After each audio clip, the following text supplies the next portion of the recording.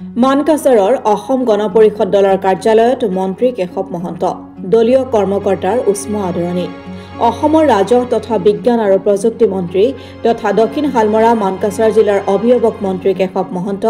আজি মানকাছাৰত উপস্থিত হয় গুৱাহাটীৰ পৰা পুনে মানকাছাৰত উপস্থিত হোৱাত মানকাছাৰস্থিত অসম গণ পৰিষদ দলৰ কাৰ্যালয়ত দলীয় কৰ্মকৰ্তাসকলে উষ্ম আদৰণি জনায় মন্ত্ৰীজনক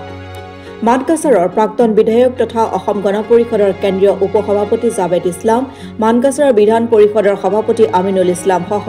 ভালেমান দলীয় কাৰ্যকৰ্তাৰ সৈতে মতে দলীয় কাৰ্যালয়তে অনুষ্ঠুপীয়া এক বিনিময় কৰি জিলা সদৰ হাতশিঙিমাৰীলৈ ৰাওনা হয় অহাকালি জিলাখনত বিকাশৰ 12 দিনৰ দুটা কাৰ্যসূচীত অংশগ্ৰহণ কৰাৰ উদ্দেশ্যে আজি উপস্থিত হয় জিলাখনত মানকাছাৰৰ অসম গণ পৰিষদ দলৰ কাৰ্যালয়ৰ পৰা ওলোৱাৰ সময়তে সাংবাদিকৰ প্ৰশ্নৰ উত্তৰত এক দেশ এক নিৰ্বাচন আৰু আগন্তুক পঞ্চায়ত নিৰ্বাচনৰ সন্দৰ্ভতো মন্তব্য আগবঢ়ায়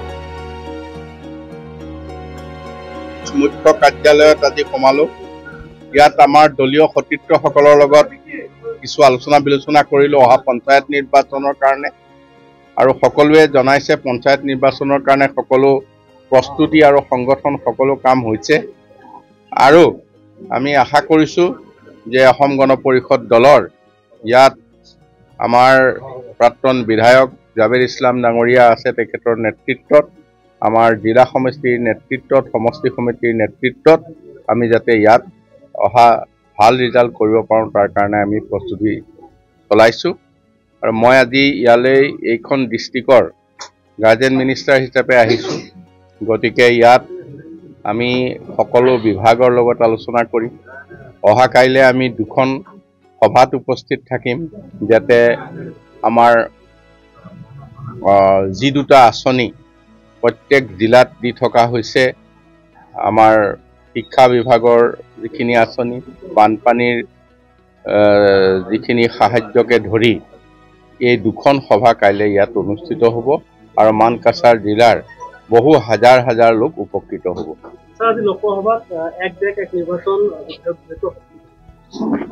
এক দেশ এক নিৰ্বাচন এইটো এটা খুব সুন্দৰ চিন্তা হৈছে যাতে ইলেকশ্যনৰ নামত বাৰে বাৰে ইলেকশ্যন হৈ নাথাকে আজি এখন ষ্টেটত কাইলে এখন ষ্টেটত ইলেকশ্যন 5 বছৰৰ মূৰত হ'ব পাৰ্লিয়ামেণ্টৰো হ'ব এছেম্বলিৰো হ'ব একেলগে হ'ব 5 বছৰ মানুহে যাতে ৰাইজৰ হৈ কাম কৰিব পাৰে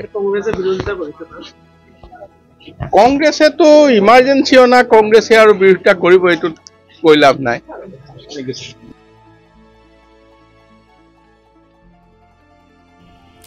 মানকাছাৰৰ পৰা মিজানুৰ ইছলামৰ ৰিপৰ্ট অসম টুডে